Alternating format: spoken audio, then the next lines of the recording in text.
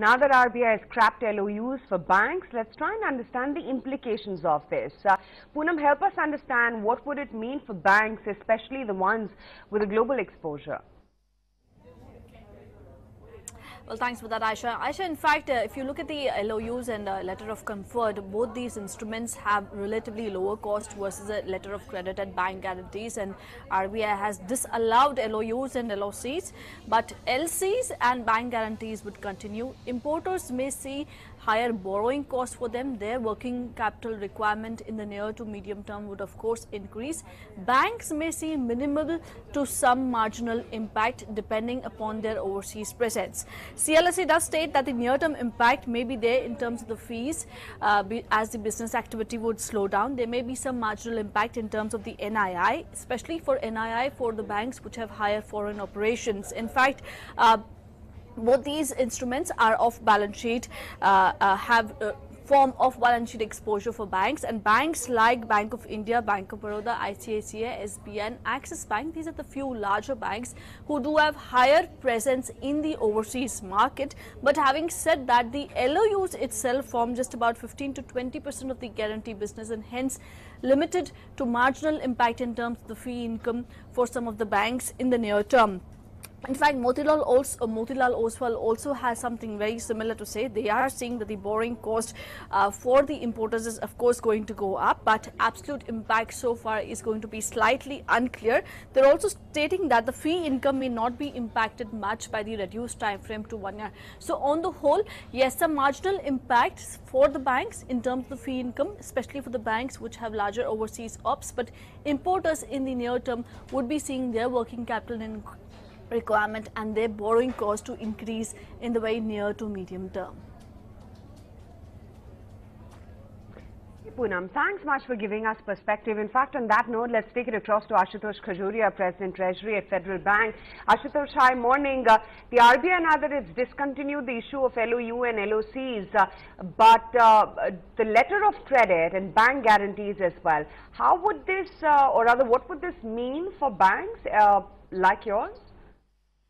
See, basically, this LoU game was more of an interest rate arbitrage. At times when there is, ample liquidity in the overseas market for short term against trade, one can borrow. One overseas lender can borrow cheaper in the interbank markets, and accordingly, they are in a position to lend to their, home borrowers. If I may explain it, something like, say, X bank has a branch in Hong Kong, but originally from India, say, State Bank of India, Hong Kong or some, one example could be like that. So this bank, against trade-backed flows and all, they can borrow cheaper under bankers' acceptance and all. And accordingly, they are in a position to quote very competitive rates, which sometimes even MNC banks may not be able to quote to Indian corporates. So what Indian corporates do is if they extend the payment of their imports, suppose the original credit provided by the supplier, the seller of the goods is say 3 months or 6 months, then it can be further extended by one lender.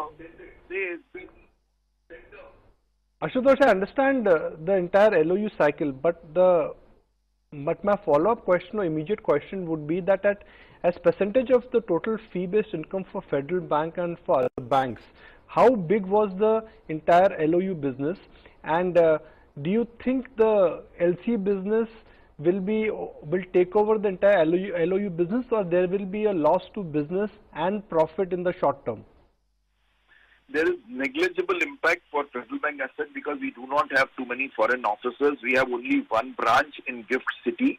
So that was the branch from where we could do this, lending to the domestic corporates under this bias credit arrangement. But we do not have any other foreign office. So for us, it is not very impactful. Some banks who have, quite a lot of branches, it may be a loss of business or probably the cost basically. Because if LoU is banned, then the other option is, extending the validity of LC. And then extending the validity of LC cannot happen without the consent of the seller. So it would, the buyer's credit may once again, get back to the suppliers credit, and because of suppliers.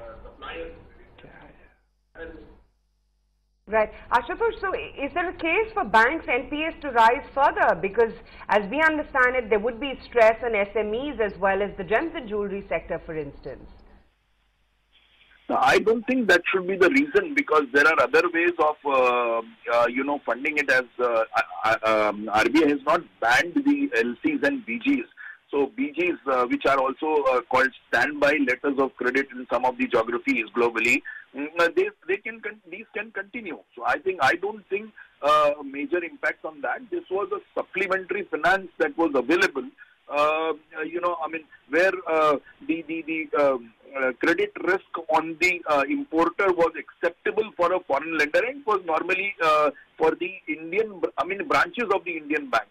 So probably some of the branches may get impacted as far as their fee income is concerned or their interest income under bias credit is concerned. But I don't think it's going to be materially impacting all the banks.